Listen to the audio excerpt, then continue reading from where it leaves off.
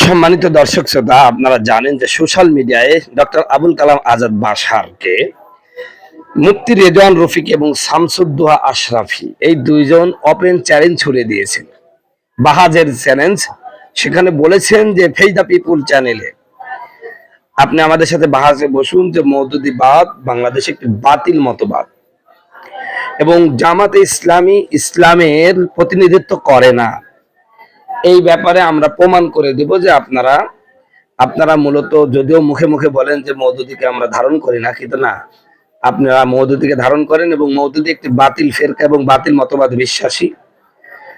এই বিষয়ে আমরা প্রমাণ করে দেব। আসুন ফেসবুকে ফেজ দ্য পিপুলে সরাসরি অনলাইনের মাধ্যমে জনগণ দেখবে, আমরা প্রমাণ করে দেব। আপনি আলিয়া মাদ্রাসার অর্থাৎ জামাতের আপনি সর্বোচ্চ আলেম, আপনাকে আমরা বাহাজের আমন্ত্রণ জানাচ্ছি।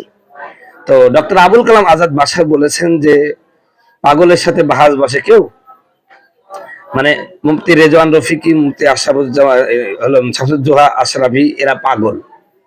ভাই, ডক্টর আবুল কালাম আজাদ বাশার মূলত ওই যে মক্কার জমিনে যখন আল্লাহ রসুলের সাথে কোনো প্রকার যুক্তিতে পারতেন না, সকল প্রকার যুক্তিতে হেরে যেতেন মক্কার কাফেররা, তখন আল্লাহ রসুলকে বলতেন এ পাগল। তো ডক্টর আবুল কালাম আজাদ বাশার মূলত এজন্যই বাহাজে বসতে চাচ্ছে না, কারণ যদি বাহাজে বসে তাহলে তিনি মুফতি রেজওয়ান রফিকের সামনে 2 মিনিটে টিকতে পারবে না। আর শামসুদ্দোহা আশরাফির কথা তো বাদই দিলাম, রেজওয়ান রফিকের কাছেই 2 মিনিটও বসতে পারবে না। ও দেখছে যে পারবো না, এখন কি করা যায়? ওই সেই মক্কার কাফেররা যেই নীতি অবলম্বন করেছিল রসুলের ব্যাপারে, ঠিক ডক্টর আবুল কালাম আজাদ বাশার সেই একই নীতি প্রয়োগ করে তিনি বললেন যে পাগলের সাথে কেউ বাহাদে বসে। মূলত এই কারণে ওরা জানে যে আমরা পারবো না। সবাই বন্ধুগণ, আমার ভাইয়ের আমার, তো এর আগে মুফতি রেজওয়ান রফিক একটা কথা বলেছিল যে জামাত বিষ খেতে রাজি আছে, কিন্তু হক্কানি আলেমের সাথে অর্থাৎ কওমি আলেমদের সাথে বাহাজে বসতে রাজি না।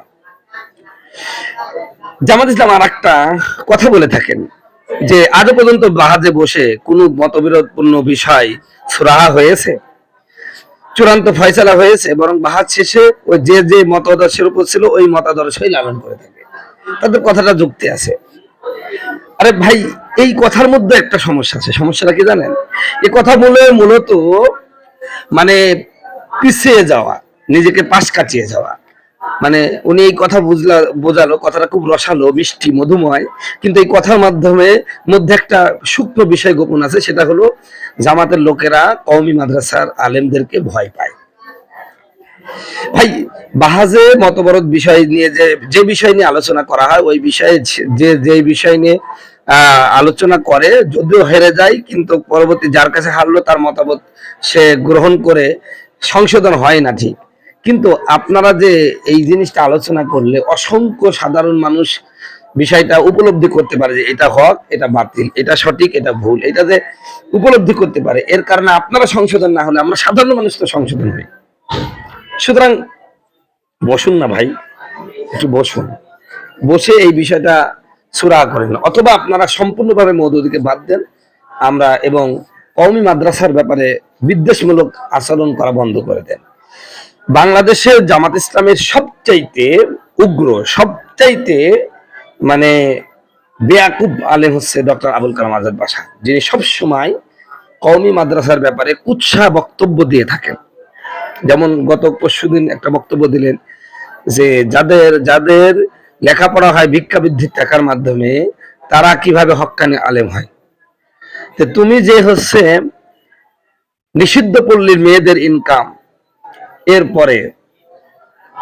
এরপরে গরিব মানুষদের ইনকাম, ট্যাক্সের টাকা কি সবাই খুশি মনে যায়? অনেক সময় জোর করে নিয়ে আসা হয়।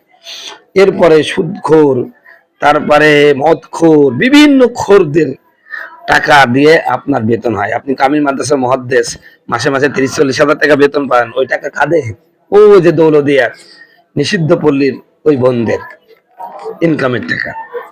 অতএব আমরা তো জাকাত, আরে আমি যদি জাকাতের হকদার হই, জাকাত খাওয়াতে তো গর্বের বিষয়। এটা আল্লাহ আমাকে খেতে বলেছে, কোরআন শরীফের মধ্যে 8টা খাত বর্ণনা করেছে, তার মধ্যে আমি যদি সেই খাতের অন্তর্ভুক্ত হই, তাহলে জাকাতের টাকা তো আমার টাকা, আমি খাবো তো তোমার বাপের কি? হ্যাঁ, তোমার কেন জলে রে ভাই? জাকাত খাওয়া তো গুনাহ না, বরং আমি যদি জাকাত না খাই, আপনার যদি জাকাত ফরজ হয়, আমি যদি জাকাত না খাই, আপনি জাকাত কাকে দিবেন?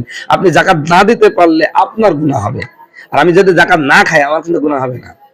অতএব আমি আপনাকে সহযোগিতা করছি যে আপনি আপনার ফরজ বিধানটা আমার মাধ্যমে পালন করতে পারছেন। অতএব জাকাত খাওয়া এটা গর্বের বিষয়। আমি আমার হক খাচ্ছি, আপনার বাপের টাকা খাচ্ছি না। আপনার ওই টাকার মধ্যে আমার হক আছে। আল্লাহ বলছেন হাক্কুম মা'লুমুন, হাক্কুম মাহরুম, বঞ্চিত ব্যক্তি যারা অসহায় নিঃস্ব, তাদের হক রয়েছে বড় লোকদের টাকার মধ্যে। তো সেই হকটা আমার টাকা, আল্লাহ আপনার মাধ্যমে দিয়েছেন, সেই টাকা আমি খাচ্ছি। তা আপনারা তো গায়ে পাচ্ছে কেন?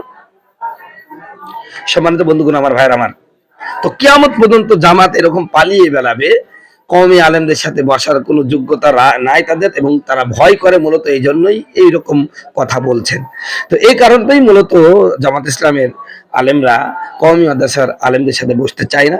এজন্য রেজওয়ান রফিকি সাহেবকে বলবো, যে সমস্ত অজ্ঞ মূর্খদের থেকে আপনি উপেক্ষা করেছিলেন। আল্লাহ পাক কোরআন শরীফের মধ্যে বলছেন, যখন জাহেলদের সাথে আপনার দেখা হয় কওলু সালামা, আপনারা সালাম বলেন, সালাম বলে চলে যান। এই একটা অবস্থা। তো যাই হোক, আমরা জামাতের প্রতি আমাদের হিংসা নেই, বিদ্বেষ নেই। জামাতকে বলবো, মওদুদি পাকিস্তানের মানুষ, তাকে আপনারা আদর্শ বানাবেন কেন? ওর মতাদর্শ আপনারা লালন করবেন কেন? আসুন মদিনার ইসলাম নিয়ে আমরা চলি একসাথে, কাউকে অপমান নাই, ছোট নাই, একসাথে আসুন আমরা বাংলাদেশে ইসলাম কায়েমের চেষ্টা করি ইনশাআল্লাহ। সম্মানিত বন্ধুগণ, আমার ভাইয়ের আমার এই চ্যানেলটা আমি খুব অল্প সময়ে চ্যানেলটা খুলেছি। আপনারা যদি আমার বক্তব্যগুলো নিয়মিত শুনতে চান তাহলে সাবস্ক্রাইবার করেন, না হলে করেন না। আসসালামু আলাইকুম।